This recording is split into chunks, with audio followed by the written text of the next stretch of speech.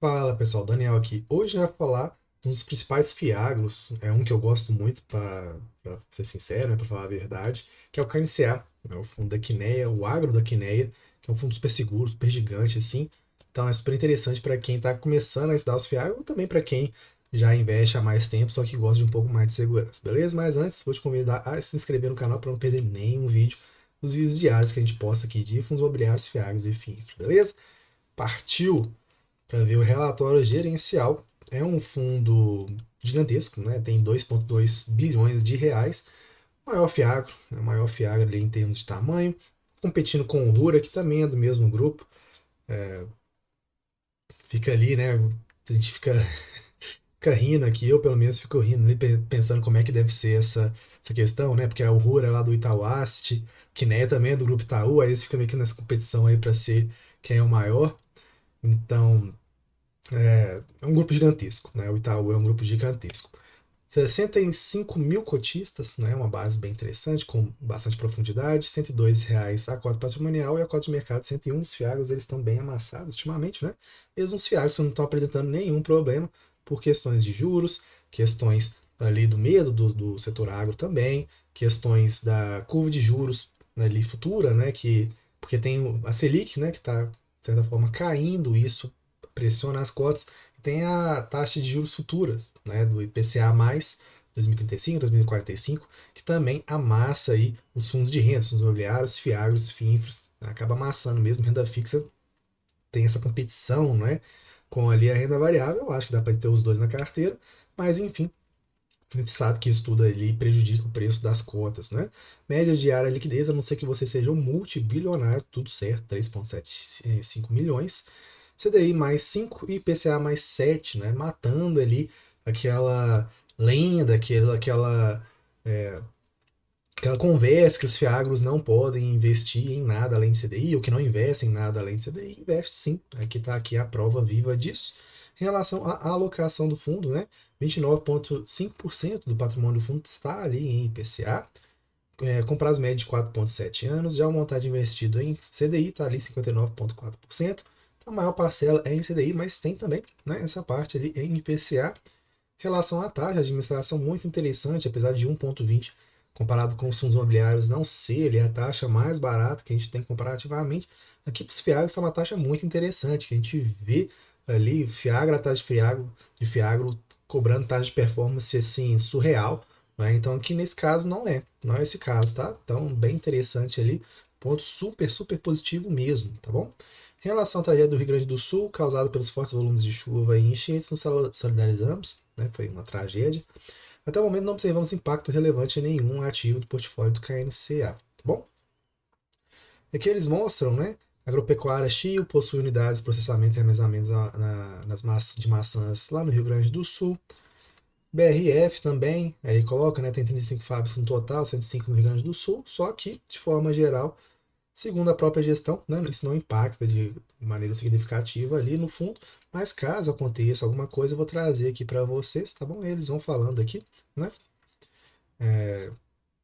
de algumas posições, caso você seja cotista do KNCA e queira ler com um pouco mais de atenção, super, super interessante você pegar ali o relatório inicial e ler linha por linha. Não vou ficar fazendo isso aqui porque não faz sentido, né?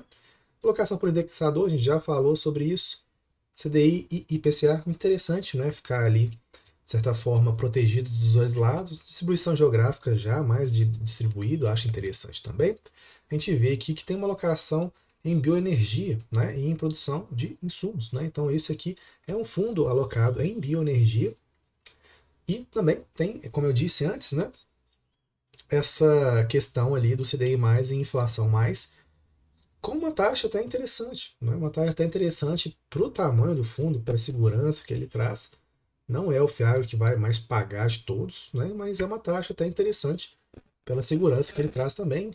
Eu hoje é o Fiagro que eu mais gosto, é o KNCA, tá? Tem outros muito interessantes, eu faço sempre vídeos aqui no canal, mas eu acho ele o fundo mais seguro. Isso a gente falou, teve um monitoramento do Fiagro há muito tempo que a gente fazia aqui no canal, a gente voltou agora, mas vai ficar mais para os membros, tá? A gente vai fazer aqui mensalmente, perdão, monitoramento de Fiagro, mas a gente vai deixar aberto poucos dias e vai fechar para os nossos membros para valorizar o pessoal que está aqui com a gente, né? São mais de 80 membros, então a gente está super feliz com isso, tem que valorizar eles. Então, a gente vai voltar, mas nos primeiros eu lembro que eu fui o único dos três que estava fazendo monitoramento que votou no KNCA como o fundo mais seguro dos FIAGROS, e aí depois a história viu que eu estava, de certa forma, certo, né? Um fundo que não deu problema, que tem uma certa previsibilidade, né? E os outros votaram no BBGO, mas depois eu faço outro vídeo sobre ele, tudo bem? E por que que eu não gosto tanto assim? Depois a gente começou até a falar sobre isso nos outros monitoramentos, tudo bem? Então, é isso, né? Um fundo muito interessante, muito seguro. Eu acho que isso aí todo mundo deve concordar, pelo menos nas perspectivas ali dos FIAGos, né? Um fundo ali bem interessante, tá bom? Liquidez, a não ser que seja um multibilionário, tudo certo, tudo certo, 3,75 milhões por dia. Nada que você vai fazer vai machucar muito o book, não, a não ser que, como eu disse, né, você seja ali um gigantesco, fundo gigantesco ali de investimentos, tá bom? Por ações contábeis, muito tranquilo, né? Um fundo ali muito saudável financeiramente, como a gente pode ver aqui, o DRE, resultado gerado de 1,04 e distribuído de 1,05, com uma reserva acumulada distribuída de 0,06, eu acho muito interessante, né? Esses fundos que tentam, isso não é normal ali nos FIAGos ter uma linearização muito certinho, mas é interessante, né? Que a gente pelo menos tem uma certa previsibilidade. Em relação aos rendimentos mensais, a gente vê aqui, né, como eu disse, né, não é muito normal os FIAGos ter aquela linearização certinha dos resultados. A gente vê que esse próprio fundo, mesmo eu gostando bastante dele, tem essa distribuição um pouco mais errática, assim, mas quanto mais linear, melhor, na minha opinião, tudo bem? Sou rentista aí com orgulho, como eu sempre brinco aqui para vocês, não acho que ser rentista é errado. Muito antes, pelo contrário, eu acho que a estratégia de renda no Brasil é incrivelmente vencedora, tanto nos fundos imobiliários quanto nas ações, tudo bem?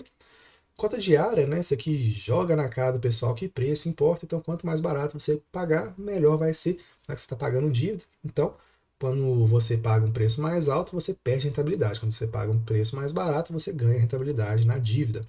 E fundo de papel é dívida, né? Não tem muito o que falar, não. Em relação ao percentual de carteira, bem diversificada, gigante, né?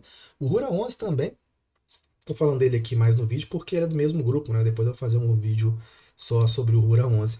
Mas ele também nasceu bem diversificado, né? Normalmente a gente vê na indústria aqueles fundos que ou nascem muito concentrados, né? Em algumas poucas posições maiores, ou fundos que nascem bastante diversificado, mas minoritário, né, com posições bem pequenininhas em cada um dos ativos, né? E aqui a gente vê que esses fundos da Quiné e do Grupo Itaú, eles já começam, né, chutando a porta já, né, com o pé na porta, com aqui saldo, né, 100 milhões, 93 milhões, né, são créditos grandes aí, mesmo assim com o percentual da carteira bem diversificado.